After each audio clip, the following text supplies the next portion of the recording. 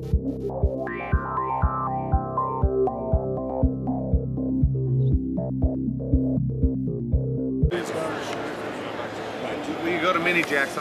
à tous, on est sur le stand de Toshiba aujourd'hui et je vais vous présenter la Toshiba Flip qui est donc la tablette la plus fine à l'heure actuelle, parce qu'elle fait 7,7 mm, elle est donc plus fine qu'un iPad, aucune Galaxy Tab.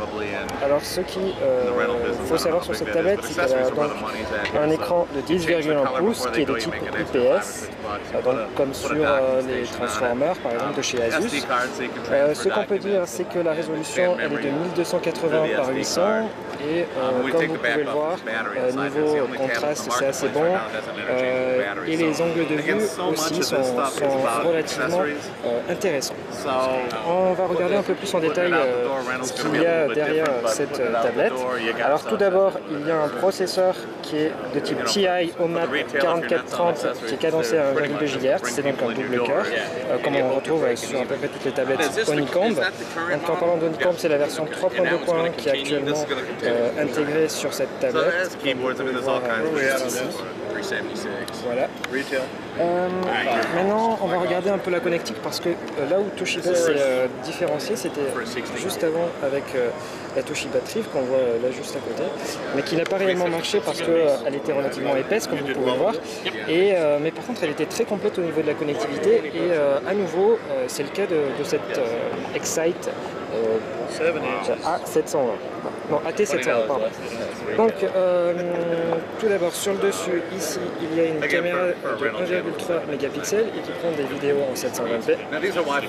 Sur l'arrière, c'est un capteur de 5 mégapixels qui fait cette fois-ci du 1080p.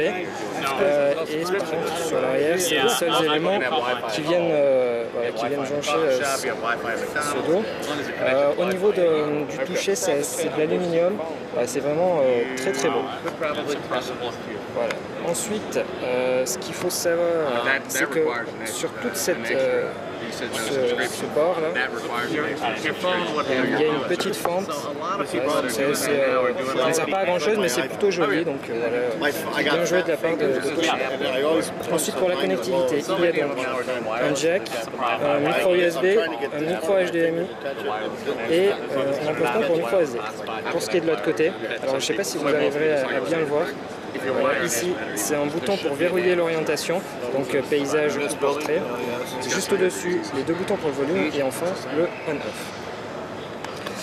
Pour continuer, j'avais oublié de vous indiquer que l'écran il est de type Gorilla Glass, donc potentiellement résistant aux chutes et rayures, etc.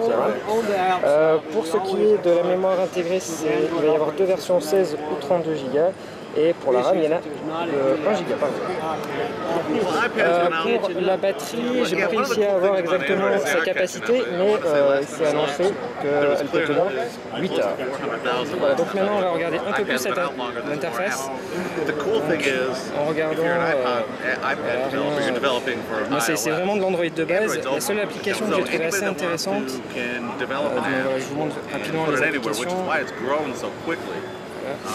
Ça s'appelle Media Player, qui est donc un lecteur multimédia entièrement refait et qui reprend exactement le launcher qu'on avait pu voir juste avant en fait sur le bureau.